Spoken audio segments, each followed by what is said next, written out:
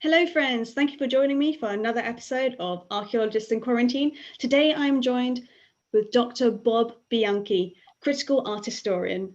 Hello Dr. Bob, how are you? I'm good, Tash. How's you? Good to see I'm you. good, not too bad. Thank you for joining us. My pleasure. What time is it where you are? It's about 12 noon here in Florida. Oh, okay, not too bad then. Oh. And is it nice weather? A little bit overcast. We may be getting some rain, but extremely hot. It's over 100 degrees, 30 degrees European Celsius, so a bit on the warm side. But it's like being in Egypt, so it's okay. That's true. So I see you've got these three steles behind you. Yes. We want to talk a little bit about the stele. The stele, Tash, comes from Greek and Latin word that basically means a monument, basically taller than it is wide, made out of stone usually or wood. And in ancient Egypt, the stela served two purposes. One, they're commemorative. So pharaohs of Egypt that wanted to record their deeds for posterity would record historical events. And on the other hand, we have funerary stela. That's what you see here, the three examples. And these are the equivalent of modern gravestones. And if you look, you'll notice that they all have round tops. And that reminds us very, very much of modern tombstones that you could see in a cemetery today. The three of them come from three different periods and three different places in Egypt. And we can begin by looking at each one in turn so you can understand exactly how they're designed and what the function is and how they were received by the people that visited the deceased in their resting places. The first stela that we have here comes from the ancient Egyptian site of Nebesha. I think we have a map so that people might be able to see where the site is located relative to Cairo. Yes, one moment. I will share my screen if it lets me. Okay. A little bit of it. Technological interface here. Okay. Here we go. And here, quite frankly, you can see where Cairo is. I'm using a Google map, and you can see one of the roads, but just to give you an idea of where we are. And then we can go back to the stela itself, and we can describe what we're looking at. Mm-hmm. Yep. And what we see is we have a ground line, and then the round top is decorated with a sun disk with wings. And then we have the deceased as a mummy. We have an offering table. There are three round circles that represent loaves of bread. And then there's a bird here, which might be a duck. And here we have a debate because it's not inscribed. So is this because the deceased was enamored of duck à l'orange for a meal in the afterlife? Or perhaps it represents the soul of the deceased as a bird, which could flitter about the tomb and come back to the daily life and flit back and forth. And then interestingly enough, it is inscribed in Demotic. It's very, very hard to see. Now, Demotic is the third script that the Egyptians use. Hieroglyphs can be compared to print. Hieratic can be compared to longhand or script. And Demotic, using that analogy, can be compared to shorthand. And so what we have here is a very, very faint Demotic script. And we might have a detail of that so the audience may, so our visitors might be able to see it a little bit more clearly. One moment. Okay. I'll show this one. I find a little bit hard to see. We're talking about the part right up here at the top, but there should be a detail maybe. I will find the other one. Okay. There we go. There you go. It's a little bit hard to see, but what we have is Wezer Horemheb Hermes Ta Sherit Jehuti. Now, when the deceased in Egypt die, they want to be associated with Osiris, the god of the dead. So the deceased represented as a mummy is identified as the Osiris. We would translate that as the deceased identified as Osiris. And his name, Horemheb, rendered into Greek as Hermias, but like Horemheb, the god Horus is in festival. And then we have the phrase Hermes, which means born of. You can translate that if you want, the name of his mother, and his mother is Tasheret and Jehudi, Sen Thoth, the child of the god Thoth, the god of wisdom. So we now know that this stela was made for Horemheb, who is the son of Sen Thoth. The date of the stela is 1st century BC, 1st century AD. And maybe if we can go back now to the entire stela. Can you see it? Yeah, we can see the whole thing there. And then what I'd like to point out is this is really, from my point of view, we love to talk about draftsmen like the French painter Ingres or Picasso, who are very, very sure with their line and how they put pen to paper. And here, there's absolutely no underplanning. There's no underpinning. The artist was given the stone and he just sat down and almost freehand carved the image of the mummy, carved the image of the table, carved the 3 loaves of bread and the bird right there. So if you appreciate a calligraphic style, if you like simplicity of drawing, this is really very, very beautifully done in a very, very abstract, not very, very Baroque setting. And I think the simplicity speaks a great deal to modern taste. It's really one of my favoritely designed examples in the collection we're looking at today. We can then look at the second example. Sure, I'll open up the map for you. A little bit larger. Let's see. So how big is the first one that we just saw? I'm talking about maybe about 12 inches. Here, this is my hand. So we got 1, 2, maybe 4 palms. I don't have the exact size. And do you know what material the stone is? All of limestone, which was the most common stone in ancient Egypt for these monuments. Readily available, easy to carve, and durable. It lasts for a long time. Wow. And roughly how old is that? This is 1st century BC, 1st century AD. So we're looking at about 2,000 years old. Wow. This one is a little bit later. This the 2nd century AD. So it would be about the same, 2,000, 1,800 years old, more or less by today. And the second example is interesting because it is designed as a shrine. Here you can see the base. We have columns with papyrus umbels. There's a little impost block. That's to try to support the architrave from the column proper. The architrave supports a triangular pediment. In each corner and in the apex of the triangle is a acroteria, a triangular shaped object. And smack dab in the center of the temple is a couch. We know it's a couch because here you can see the bed. There's a foot and a foot, and the deceased is leaning on an armrest, and the armrest is supported by 2 pillows that you see here. He's wearing a toga. He's very, very comfortable. You can see how one leg is crossed over the other. And he's holding a fiale or a patera in his hand. And we know he's deceased because up in the corner, we have a representation of the jackal Anubis, the god of embalming. And what's very interesting about this particular stela is the scene on the bottom of the cline, and maybe we can have a detail of that so that people can see the 3 images there. Oh, just so everyone understands. It's a Com Abu Bilo Stilia Terranuthis. Here you see Cairo, and here you can see where this stela came from. And now we're talking about the bottom register. We may have a and here. Now, quite clearly, further away, you see a standing figure holding an arm up in adoration. That figure is standing in front of a vase. And then on the far side is a composite beast known as a griffin with wings, with 1 paw on the wheel of fate. Now, we're assuming that the individual with the hand up is someone that is assisting the deceased, because she is standing in front of a water jar.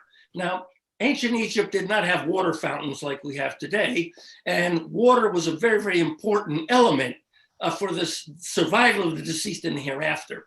And this vase looks very much like what we find in Egypt today in the countryside called a zir. And a zir is a communal vase in which water is stored. As the water causes the vase to sweat, the water inside remains cool. So as a result, the deceased having this vase on the stela is assured of an unending supply of cool water in the afterlife. And the griffin on the other side represents the god Nemesis, the god of fate. And he's holding the wheel of fortune in the paw. And that suggests that this individual has been very, very upright during his life. And so he is fated to be able to enjoy all of the benefits of the blessed in the Egyptian hereafter. Now, what's interesting about this particular monument is it too is inscribed, and you see at the bottom there are two imperfect lines. It is inscribed in Greek. It's hard to read, but I make the first line out to be ARITI, the beginning of the deceased's name. And then underneath, we have the beginning of the age of the deceased at death. So here we have a tombstone that is very much like a modern grave monument, where you have the name, and instead of the birth and death dates, you have how old the individual is. Now, this stela is absolutely unparalleled, because if we can look at the backside, it is one of the few Kom Abu Billu stela known that is decorated on both the front and the back. And it was a little bit too heavy for me to move, so we're looking at a photograph of the back. And here we see again the same temple with a stairway. This time the pediment is curved rather than triangular. And inside stands an image of the goddess Athena, based on the Athena that was in the Parthenon, that was created in 450 BC by Phidias, so-called the Athena Parthenos. And if you look, there are floral elements. And floral elements are very, very important because we associate them with funerals. Now, the question is, why do we have the Greek goddess Athena on the back? And how does it relate to what's on the front?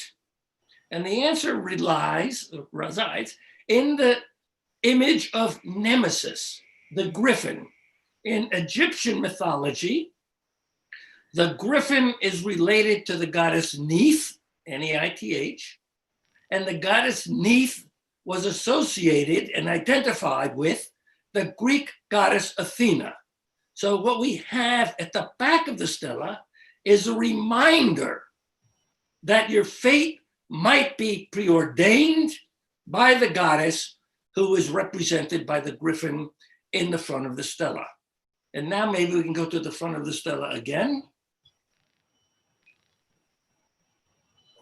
And the interesting thing about calling this a Kom Abu Billu stela is because it is named after the site that I just showed you on the map. And just like automobile models can be associated with manufacturers, so too in ancient Egypt, various sites specialized in the specific design of their funerary stela. So in general, all of the gravestones that were going to be used for the deceased at Kom Abu Billu would basically have the same shape. And that's one of the ways in which we're able to identify, date, and then discuss the imagery that we see there. Now, our third example is from the 4th or 5th century AD. It is of a type which is found universally throughout Egypt. So unlike the first two that are site-specific, This third stela is more generic. You find it basically all over. And what we have is a very interesting design that looks like it recalls textiles. But here again, the principal element is a temple. You can see the columns with floral capitals, the architrave, and the triangular pediment. Most of the decoration is floral. That would be very appropriate in a funerary context. And then the principal subject is a bird, and we may actually have a detail of that so it becomes clearer for everyone to see. I'll just share that one Okay. minute. This is very exciting. Anyone watching, please send your questions in for Dr. Bob. These steles are just magnificent. So thank you, Dr. Bob. My pleasure. Here is a close-up. Play Stump the Star here with the question. Now, there you can see the bird very, very clearly. That bird represents the dove, and it is the spirit of the deceased. And because it is in a shrine-like setting, the dove is in paradise. Now, if you look very carefully at the neck of the dove, there's a black element right there.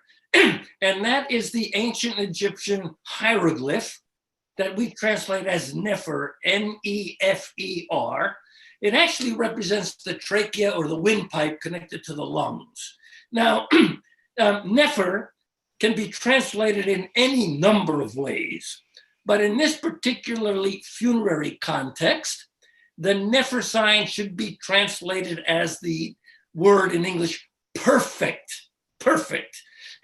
And that indicates that this individual, who's represented by the soul of the dove, was a perfect moral Christian during his life, and he is worthy of being able to enter Christian heaven. And here, quite clearly, you can see that Nefer sign. And underneath the feet of the dove are 3 lines of Greek, which is absolutely amazing. And it's important for the understanding of early Christianity. And the first line contains 2 words, is theos, which translates the one God, the Christians professing that there is only one deity. The second line contains 1 word, obuethos, which translates literally as the helper. And then the third line contains the name of the deceased, and his name is Paulos, Paul, recalling St. Paul in the New Testament with all of his with his epistles. So we have a Christian monument to the one God, the assistant, the helper for the deceased, whose name is Paul. It's a rather remarkable monument. Maybe we can have the whole thing again so everybody could see it. And all of these stela would have been very, very heavily painted in their original state, but because the paints are of vegetable, not chemical dyes, they are fugitive. And that is why we only can see the red, a little bit of the black, and there may be some bits of blue that you can just see.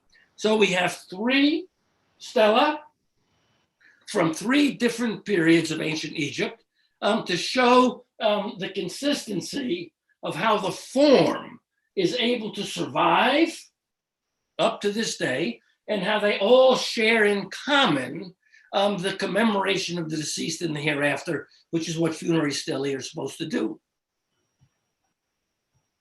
That is so interesting. For starters, the colors. Generally, what type of colors would you expect to see on the You would expect to see the primary colors, reds, blues, and yellows, because they were the most common vegetable dyes that the Egyptians had. And when they were trying to paint, there's just a little bit of a blue on the dot over here, and a little bit of the red. We're fortunate that that paint has survived, but because it's fugitive, we have to imagine they're much more colorful than they are now. Like the poster in back of you, maybe, and give you an idea of what the color would be. Well, even I think when a lot of people find it quite difficult to visualize just how colorful. Yeah, I think that's one of the problems that we have. We generally think of being plain white, but you also have to understand that in ancient Egypt, the material and the color are very, very important. So let's back up for a moment. These three stelae are made out of limestone, and limestone is white. And in a funerary context, everyone is interested in the purity of the being, the purity of the individual. So in ancient Egypt, the white color of the limestone suggested the purity of the person that was represented on it. And the second thing we have to understand is material is very, very important to Egypt. And in the Egyptian mind, the ancient Egyptian mind, stone was the hardest material that they could imagine in their environment. So anything that was carved on stone would, in the Egyptian mind, connote permanence and stability. So what we have in these three stelae are representations of the deceased in a pure material that is supposed to be eternal and last forever. And then we add to that the color symbolism of ancient Egypt, because we know that the blue-green, and we have just a bit of a trace of that on the middle stela, is the color associated with the Nile and its flood. So, and with the plant kingdom, the floral kingdom. So that connotes regeneration and rebirth. So this pure being who's going to live forever is likened unto the Nile, which inundated and flooded every year, causing the land to be fertile, and is like the plants that are continuing to grow year after year after year. And then the reds are also symbolic in the Egyptian context of everlastingness, because this is the color of the sun that also rises. And so we have it in the Christian context, that the red is associated with being in paradise, having been resurrected. And we remember the transfiguration of Christ in the New Testament accounts, where he is radiant like the sun and is brought up into heaven during the day of the transfiguration. So we have a lot of very basic concepts from ancient Egypt that are carried over, including, and that's why I like the three that are here grouped together, if in fact the bird on the first stela is the Ba, or the soul of the deceased, we see it transformed in the Christian period into the dove, which is the soul of the Christian deceased. So there are these wonderful, wonderful continuums, and the use of the Nefer sign to suggest that the ancient Egyptian hieroglyph for perfect represents the perfectness, the perfect state of the deceased in a Christian context. So we have this wonderful, wonderful transition from pagan Egypt, pharaonic Egypt, into the early Christian period that still maybe percolates in our day today. And that's one of the most fascinating things I find about studying the ancient world, is to connect the dots, to make the connections, so that when you see an object, it means more than what you're looking at, because it has the context out of which it is built, so that you can get a deeper understanding of what you're looking at. So remember, when you go to a museum and you look at an Egyptian object, not only concentrate on, oh, it's a mummy, oh, it's a loaf of bread, it's the deceased. No, ask yourself, what is the material? And how does the material relate to the subject? And what is the colors used? And how do those colors add to and contribute to the significance of the monument? So it is more than just the design. Material and color work hand in hand to give you a broader, more complete picture of what your eye is actually looking at. Wow, my mind is like, no, yes. Right, it's so true, it's so fascinating, and thank you for enlightening us. No, It's so true. When you go to the museum and you look at something, what angle are we looking at it? And this is where your title, you refer to yourself as a critical art historian. This is where we see what you mean. So for the viewers, could you give us a quick reason to why you call yourself a critical art historian and what that is? Yeah, I call myself a critical art historian for those very reasons, Tash. It is to try to look beyond what I'm seeing. There's the terminology is phenomenological and epiphenomenological. Phenomenological means I just interpret what I'm looking at. Okay, it's a mummy, it's a bird, it's an offering table. Epiphenomenological means go underneath the surface. Why is that bird there? Why is this limestone used? Why is the color used? So as a critical art historian, my obligation to my audience, and I was a museum curator on 3-4 continents for many, many years of my career. My obligation is to help you understand that there is more to what you're looking at than on the surface. It is just not a scene that you take for granted. Everything about that scene, the color, the material, how it is designed, all has a purpose, all has a function. And if you're not informed about all of those facets, you go away thinking, oh, I saw a stone with a mummy on it. And there's so much more to this monument than that. That's so true. And actually, we had a question from one of our viewers, Angelina. Hello, Angelina. And she did ask, actually, for you to describe what a critical art historian is. And does that mean, does that include that the opinion will change for when you observe something? Because if the more information you get, does that help you evaluate an artifact or a piece of art? Yeah, I think that what everybody has to understand is I practice art history like a doctor practices medicine or an attorney practices law. And that means that the medicine that we have today is much more advanced than what we had yesterday, but maybe not as advanced as it's going to be tomorrow. And the same thing with legal precedents, right? We have legal precedents of the past, we set legal precedents today, they may change tomorrow. So as a critical art historian, I have to tell everybody that I know more today than I knew yesterday. But because there is so much interest and scholarly investigation, I know less today than I will know tomorrow. And so I practice Egyptology, I read, I try to keep abreast of what's going on, because each new discovery may force me to change my understanding of what I thought I knew. And so I have to enter this field with an open mind, and I have to understand that as soon as I say, this is it, somebody's going to find the contradiction and I'm going to have to backpedal.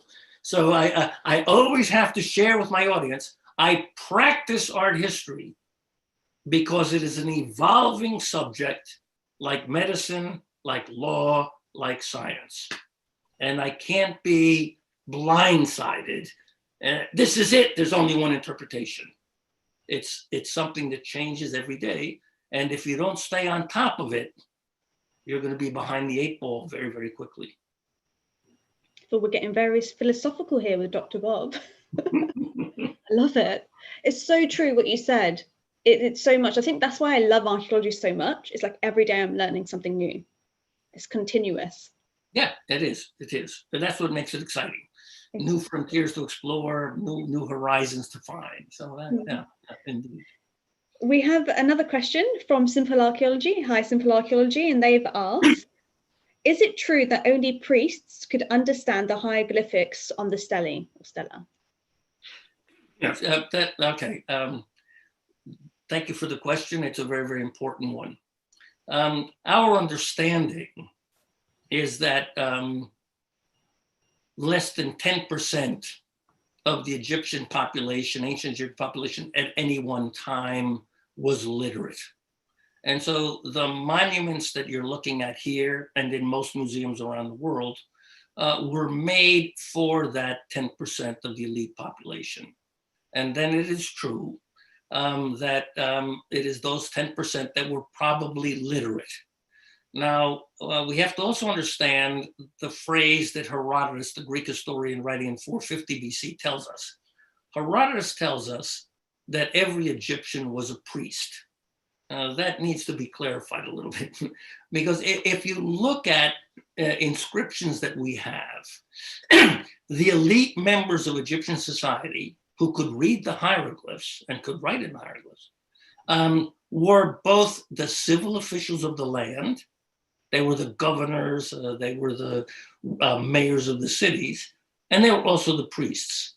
So these individuals were wearing two hats.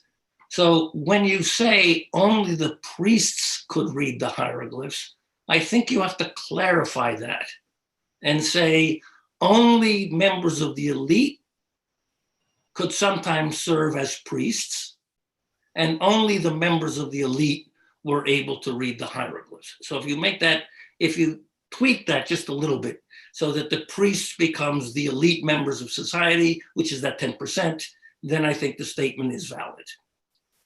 And another question following on from Simple Archaeology, they've asked, do you think that the inscribers would have understood them?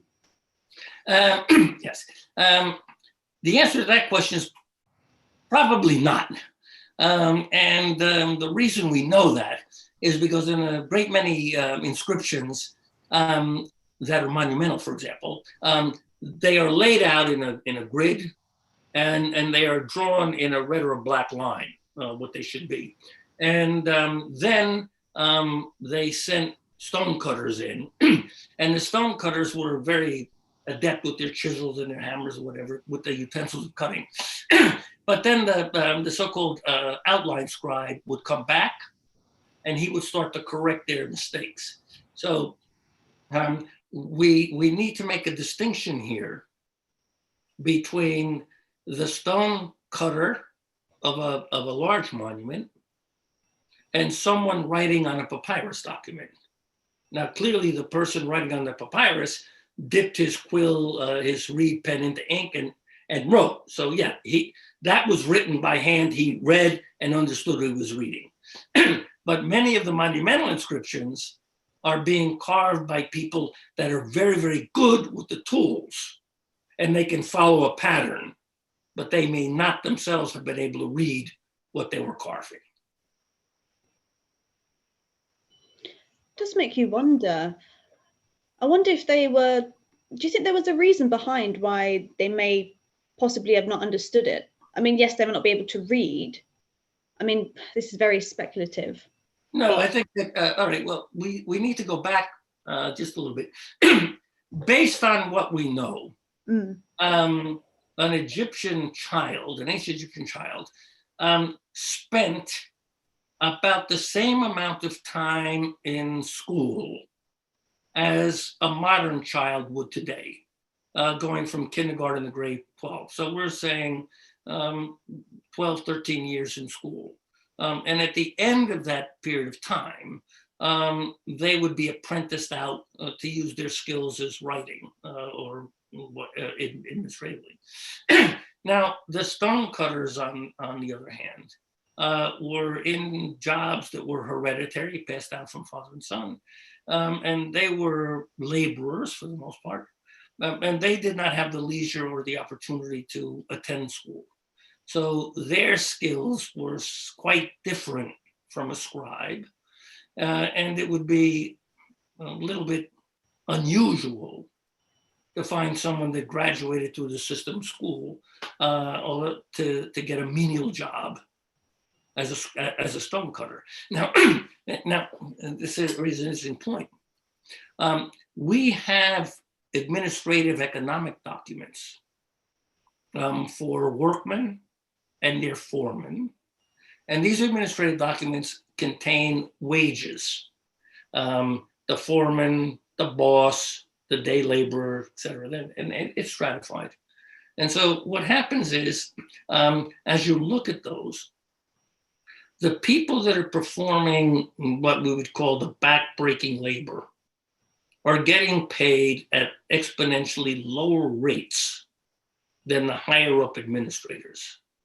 And so that seems to suggest that the administrators are more involved in the intellectual overseeing of the process and are not really involved in the hands-on application of what we call the works of art. And that economic differential suggests to me that the people cutting the monuments were not able to really read what they were sculpting in the stone. It's very interesting. It's something that I must admit I didn't actually put attention on when I've gone into these temples or even into the museum. I've never actually thought about the person who's made it. Right, yes. It does make you think. There's so many things that we need to reevaluate as we approach something, especially in a museum setting. I think we do take it, well, being in the UK, I think maybe take a little bit for granted that, you know, you go to the British Museum and it's full of it and it's amazing. And you, every time you step into a different gallery, you're taken into a different world, into a different time. You are. But what about the people who made it? Yeah, and I think that's one of the things that we always have to bear in mind, that it's being made by, it's being made for the elite by individuals who may not even have survived in the archaeological record. It's something to think about. Definitely. I mean, I definitely think about it personally when I'm working on a site. Say if I'm working in a church, a cathedral, or an abbey, I think about it then in that moment, of course, because that's the approach that we're looking at. We're going at from that angle. But it's interesting, actually, for the viewers at home, I'm curious what you think about what Dr. Bob just said. Please leave your comments below and we can always discuss it further another time. And if you have any other questions, please write them in the comments and we will try to get to them. We have another question from Simple Archaeology, and they were asking, so these steles behind you, how long do you think it would take to make one? That's a very, very, very good question. Okay. The only we're gonna have to extrapolate from what I know, right?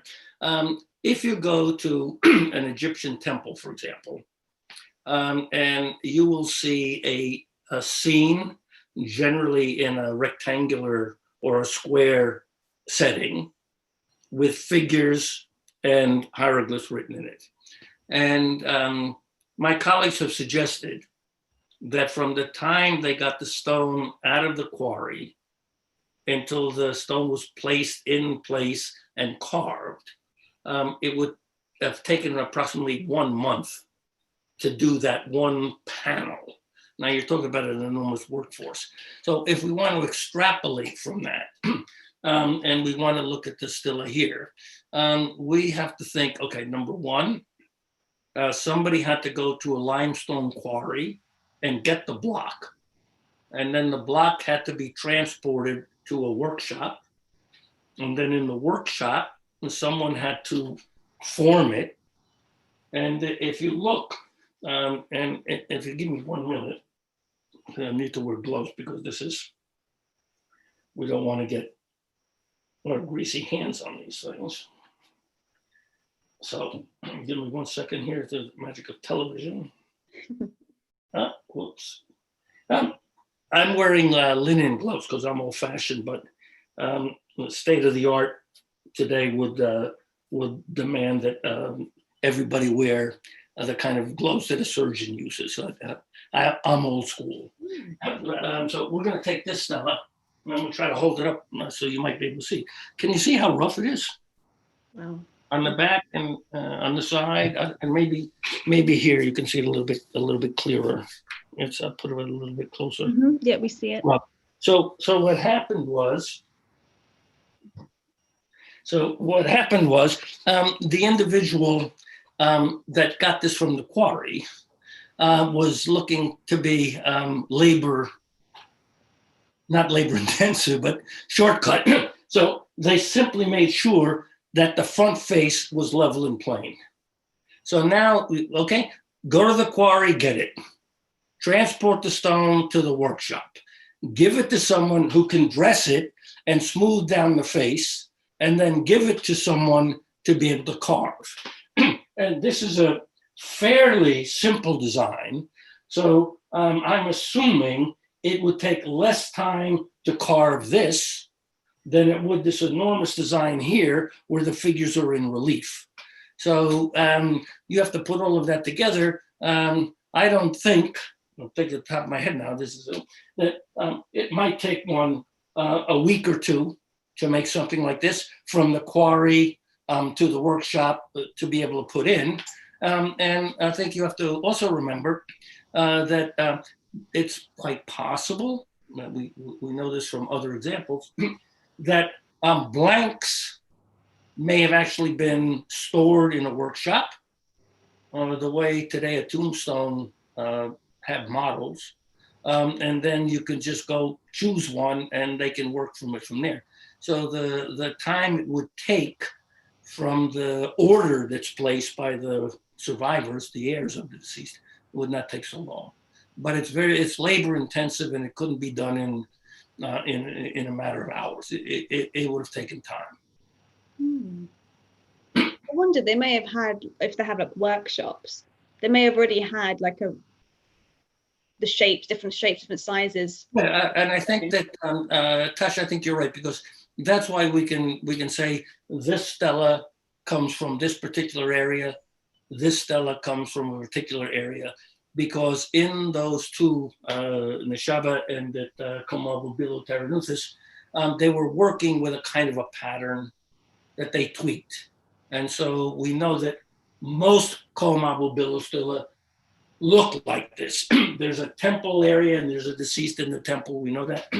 Most of the stelae that come from here have a sun disk with the wings, a ground line, and a mummiform figure. So there's a certain amount of repetition and pattern. And then I think that the individuals talk to the owners of the workshop and they can tweak the details. The same way you get a tombstone today, where you have a shape and you have a choice of designs that you can add and letter styles, et cetera, et cetera. Things haven't changed that much. And we have another question from Angelina.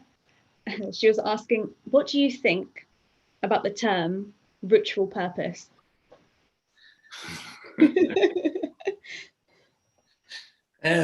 Sorry, I gotta get rid of this. Can you see it? Did that come up? Uh-oh. No, it didn't. Where you're there, huh? All right, I gotta, this is popping up. Okay, let me, ritual purpose.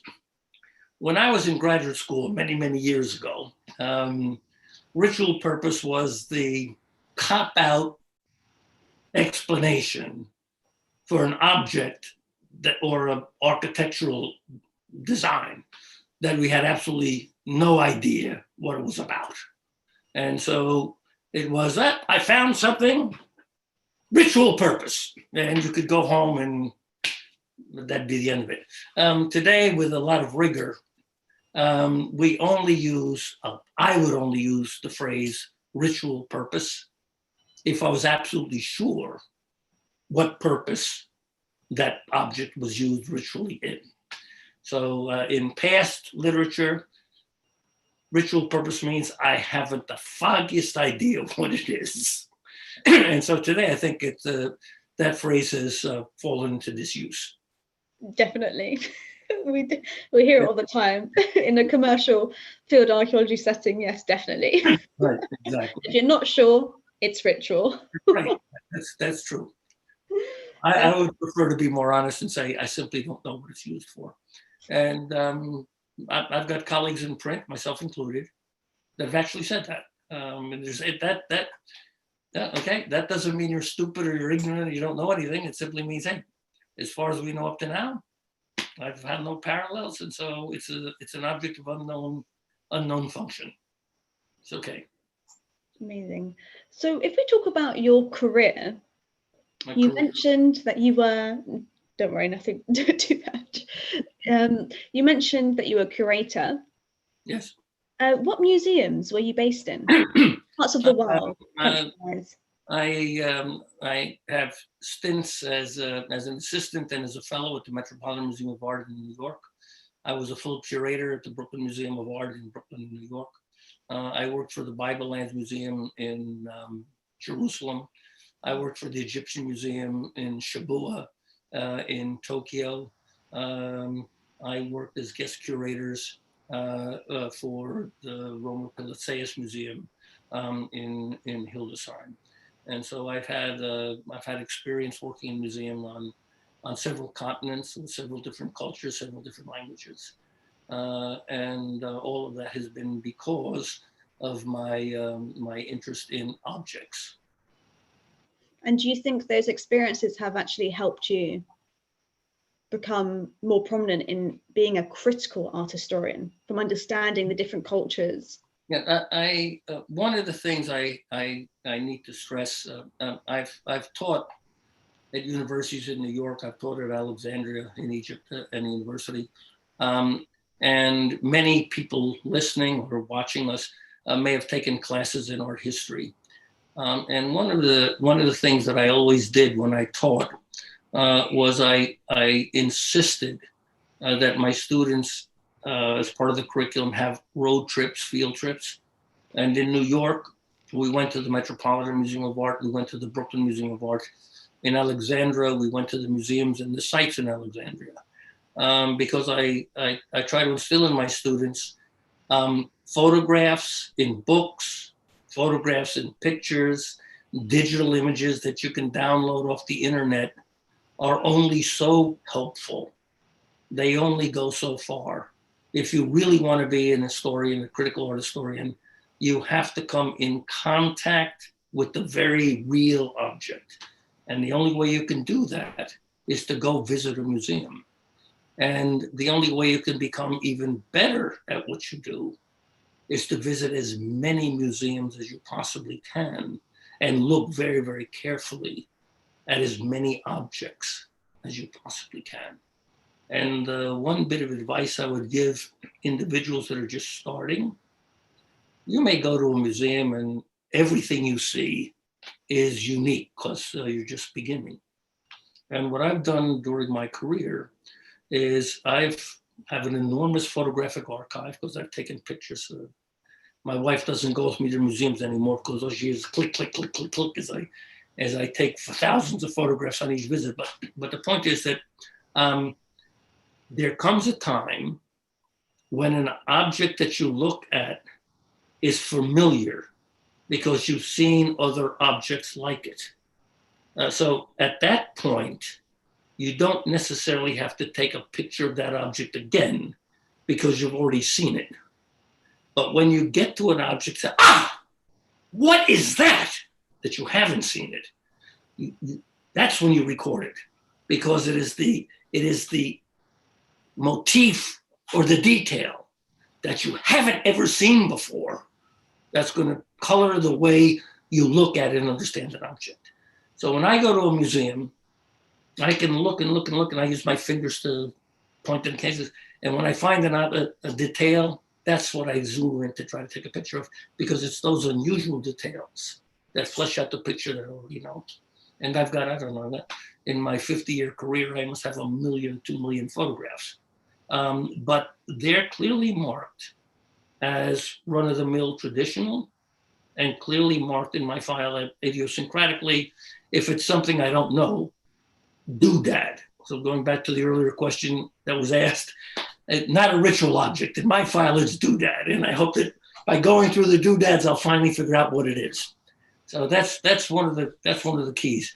Try to remember and photograph the unusual, because that's usually the key to your understanding of other objects. I feel like we should get that on a t-shirt.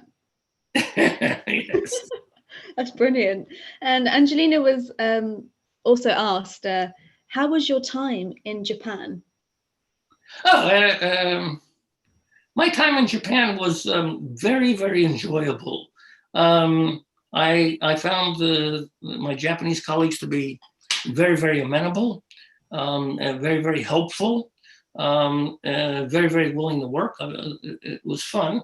And my Japanese colleagues also had a wry sense of humor.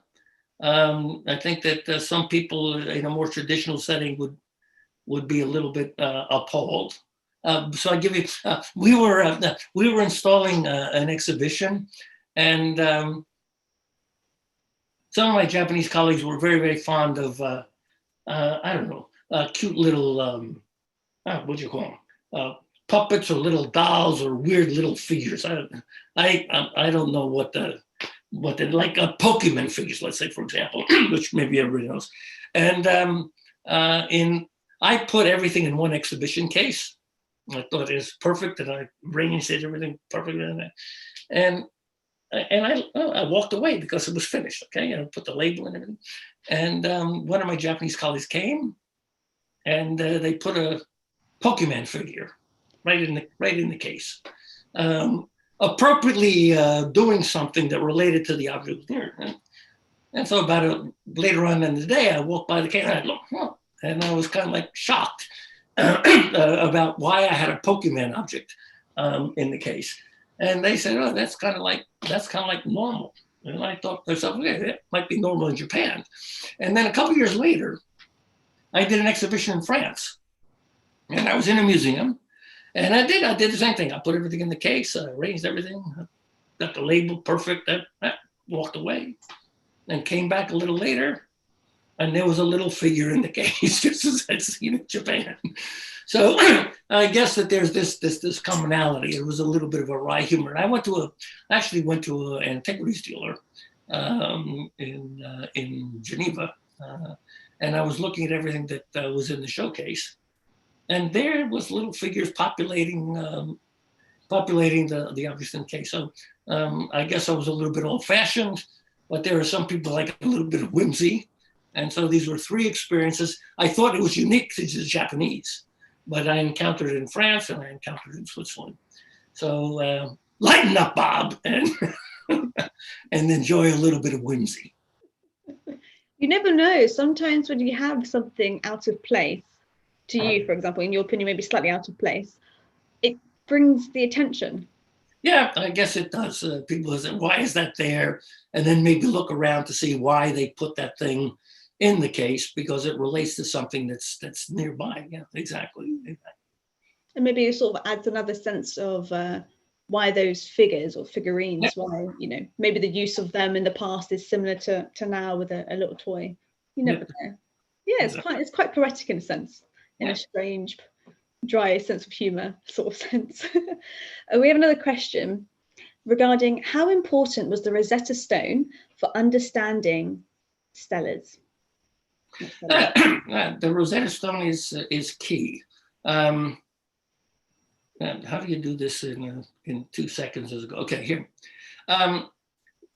The last dated Egyptian hieroglyph is found on the island of Philae in the southern part of Egypt. And I like to imagine myself going back in time to be a fly on the wall and just try to be there when the last Egyptian who could read hieroglyphs died. And when that person died, the hieroglyphs were lost. Now, we never forgot how to read Greek or Latin, because throughout the Middle Ages, even into the modern period, I myself taught Latin. Latin and Greek are known. And the Latin and Greek authors had an imperfect understanding of the hieroglyphs. And so the symbolist movement began, where individuals based on certain Greek and Roman authors thought that the hieroglyphs were encrypted knowledge. Okay? And so this entire symbolist movement grew. And when Champollion, with the help of others, translated the Rosetta Stone and went up to a stela and started to read a boon that the king gives to the deceased Osiris, so that Osiris can give bread and beer, oxen and fowl, alabaster and cloth to the deceased. They said, that can't be what that says, because the Greek and Roman traditions say It's encrypted knowledge. And so what does bread and beer for the deceased have anything to do with encrypted knowledge? So the translation was doubted because what it said ran counter to this kind of like symbolist approach. And as the discipline evolved in the course of the years after 1822, when Champollion made the break, we understand that Egyptian hieroglyphs are profound. They talk about mundane things like bread and beer for the deceased. They talk about profound things as well. And one of the things that I found so absolutely fantastic about Egyptian hieroglyphs is hieroglyphs are pictures of things in the real world. You cannot find a hieroglyph for smoke. You cannot find a hieroglyph for belief. You cannot find a hieroglyph for many, many words. But the hieroglyphs were used to explain the most profound transformations of human life. And I'll give you one example. The Egyptians believed very much in the hereafter. Now, resurrection cannot be represented in a picture. We have no hieroglyph for resurrection. So the Egyptians used pictures, and they used pictures that were all interlocked. So they would go up to an individual and say, oh, you want to know about resurrection? Okay, I can draw you a picture of the sun. We see the sun rise in the morning. We see the sun set at night. That's birth and death, because the next day the sun rises again. I don't understand that. Oh, okay, that's cool. Let's look at the wheat in the field. We harvest it in the fall, it's dead. We plant the seed in the season of sowing, it sprouts again. Like the sun, like the floor. I don't understand that. Well, look at the moon. The moon goes through its phases. Look at the River Nile. In old days, it flowed. Look at humans. They give birth on a cycle. So what the Egyptians are doing is they're using things that you can see in the real world as the vehicle to explain the most profound mysteries of life. And so when someone says to me, oh, the hieroglyphs are supposed to hold encrypted knowledge. Yeah. You have to understand what that encryption is, because they are using visual images to talk about the most profound religious subjects. And there you have to admire the mental gymnastics of the ancient Egyptians to be able to talk about concepts that are so difficult for many people to comprehend. And they're doing it by using pictures that anyone can understand.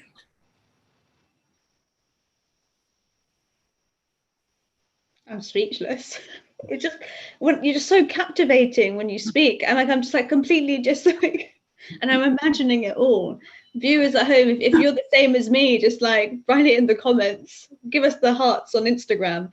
By the way, Instagram viewers, please head over to YouTube as we've hit that 1 hour mark. So the live stream will end on Instagram. Okay, so head over to YouTube. All right. Don't worry, that's Instagram viewers. So back to YouTube viewers. We've got some more questions coming in. Let's see. Which one to go with next? There's quite a few. I'm going to see. All right, we'll pick them. Oh, just to add, from Saya Rohit, we will be doing archaeology based in India next week. So there'll be something for you to watch, hopefully. And I'm hoping you're enjoying this stream as well. All right. Okay. Another question we have is, Dr. Bob, is there a special object that has inspired your passion for art history?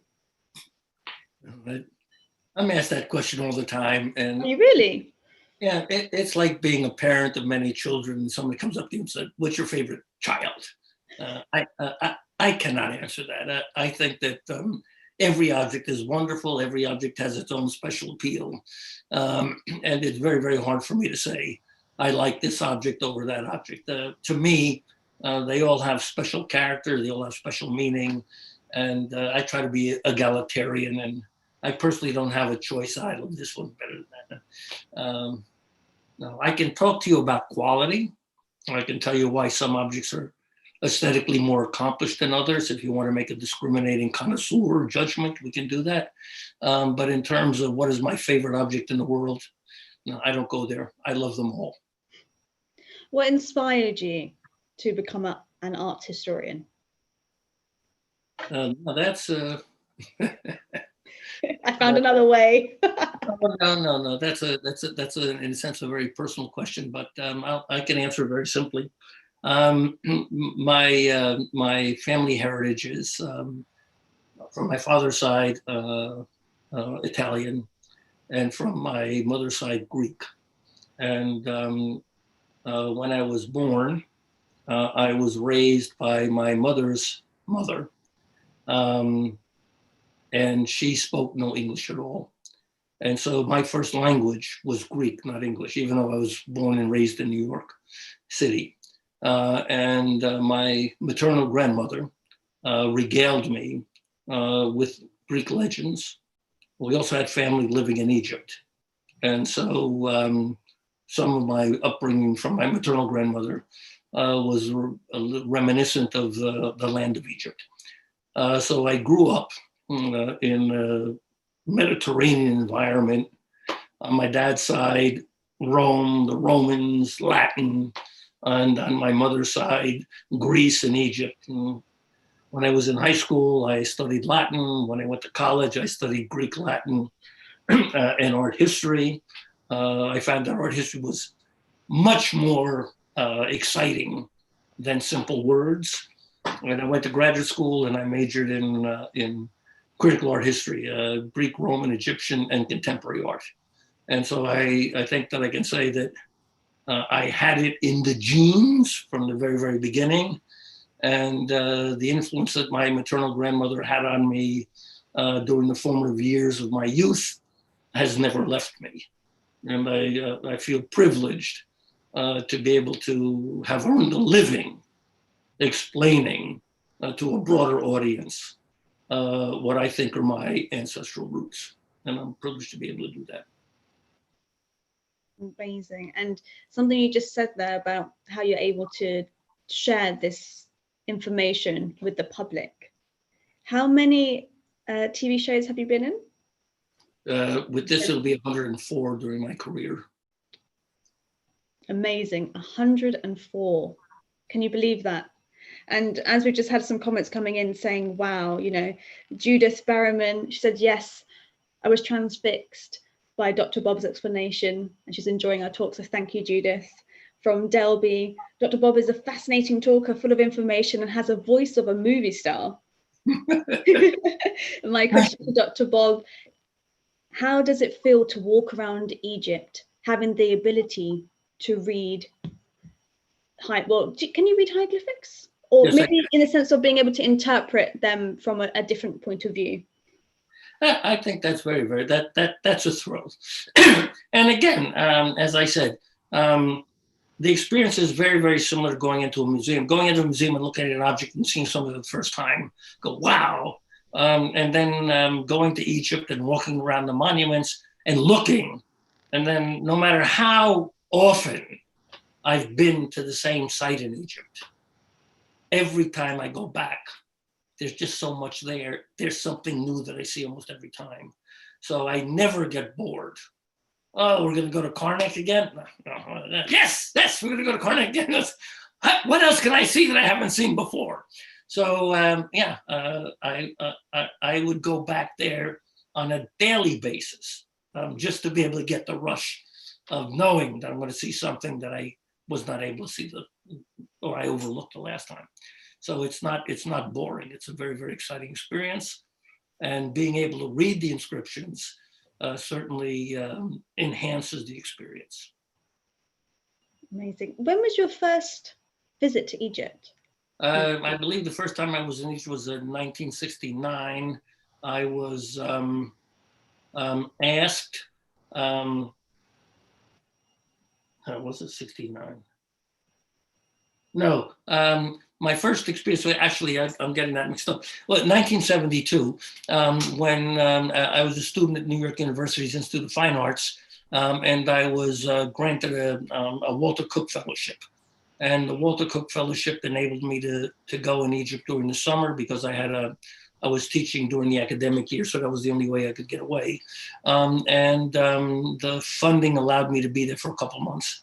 And that's when I visited the Cairo Museum for the first time. I visited Luxor for the first time. I had been back to Egypt almost every year since then, and sometimes 4 or 5 times a year. So I miss that. I miss my colleagues. I miss interacting with the monuments.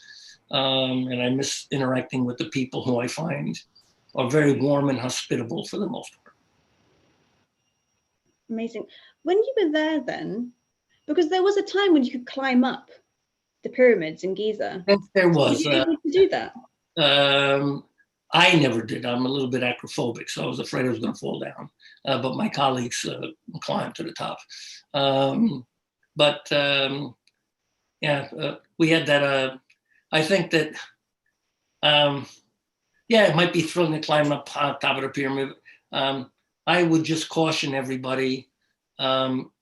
Monuments are fragile. That's why I used gloves when I handled the one stela here for us today.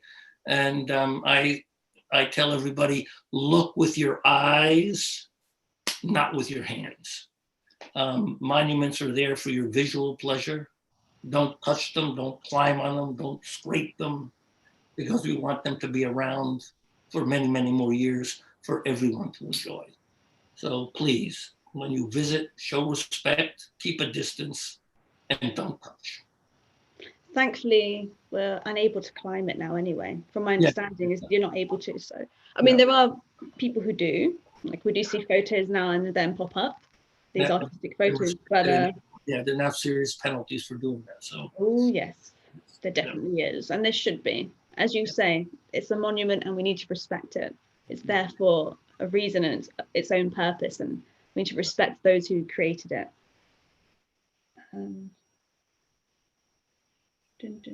Let's see. Next question. I just realized, everyone watching, we are coming up towards the end of the stream because we've been going for 1 hour. So if you have any questions, quickly send them in. And past preservers, hey Nigel, thanks for joining us. And he's like, yes, it's illegal now to climb up the pyramids. Yes.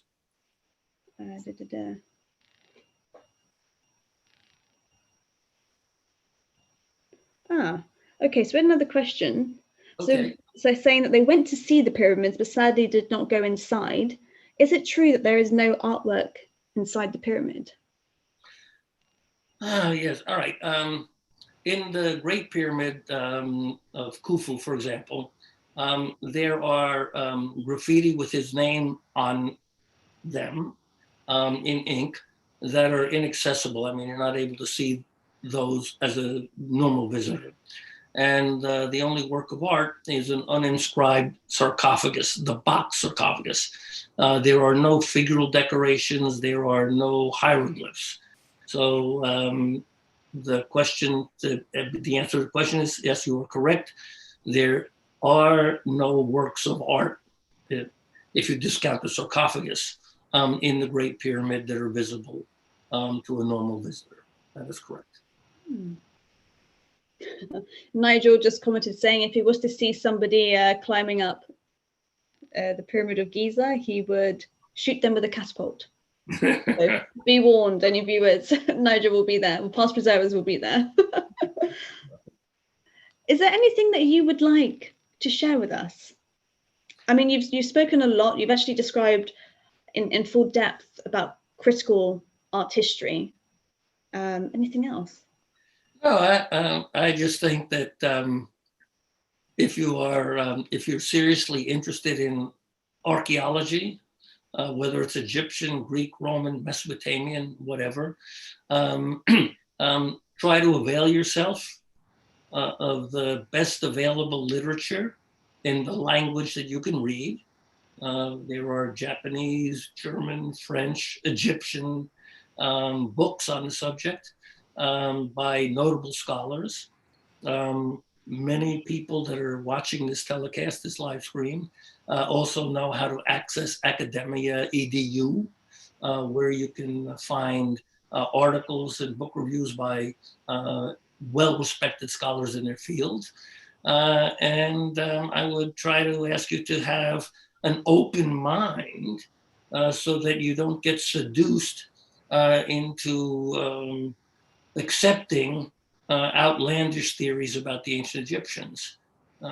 Because if you do accept outlandish theories, you are then denying the Egyptian human potential to create the civilization that we all stand in awe of.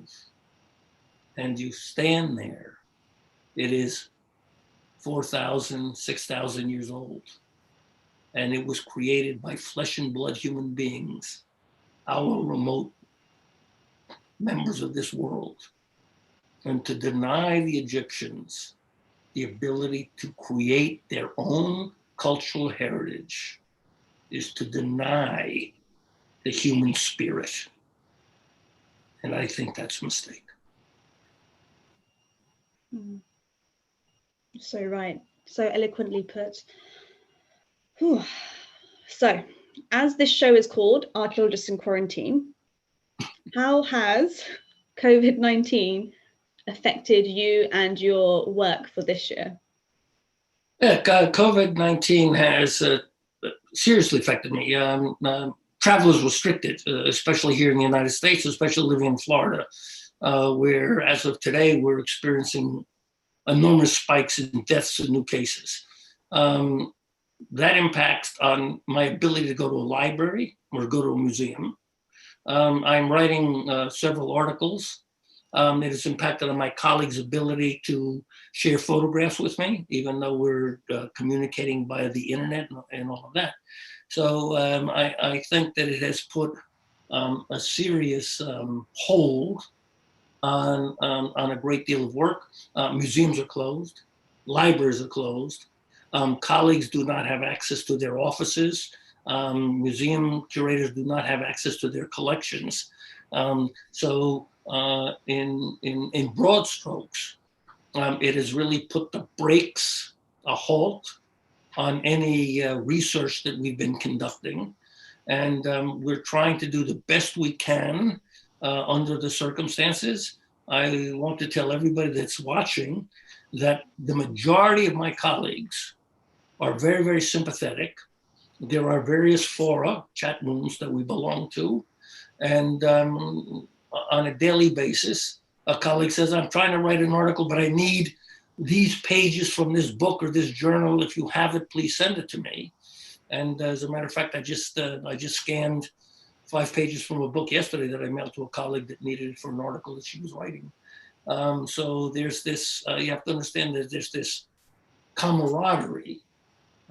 It always existed, but now maybe it's a little bit more tight-knit and more being exploited. So we're all trying to help.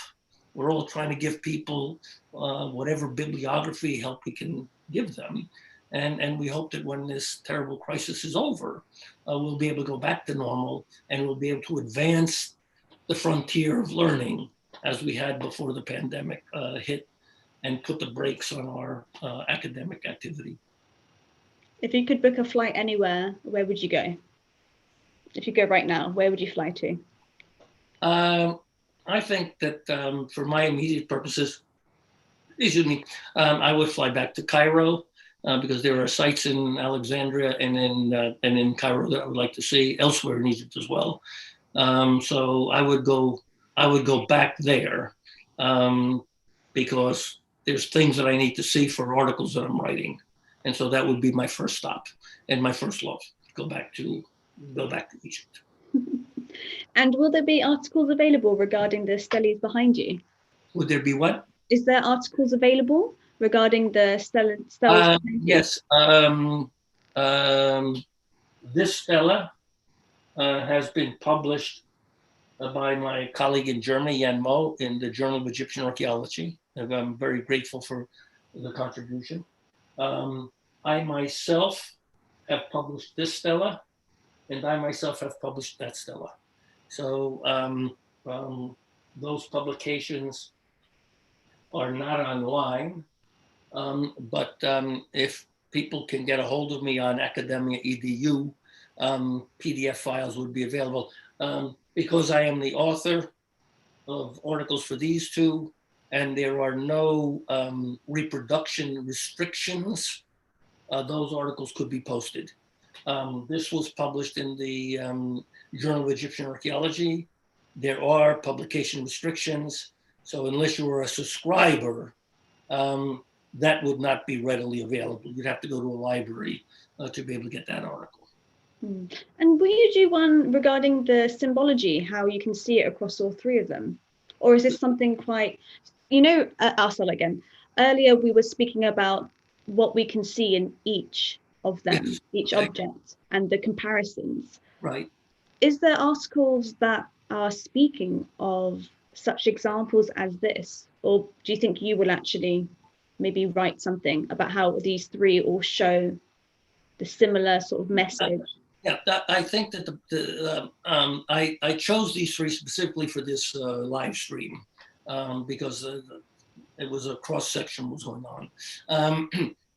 Because they're from different periods and represent different aspects of Egyptian culture, there's probably not going to be a popular article or a popular book in which all of these types could be seen.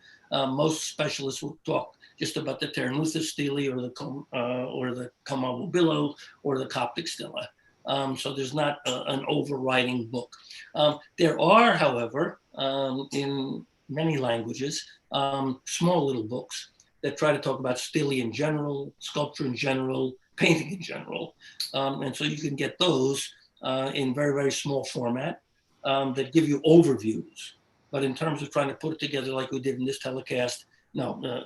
And I think that's one of the advantages of trying to do online learning or online streaming like this, is where we can pick a cross section that's not traditionally treated in print media and be able to present that to a wider audience. And I'm very happy and thankful for the opportunity to have been able to do that with everybody today.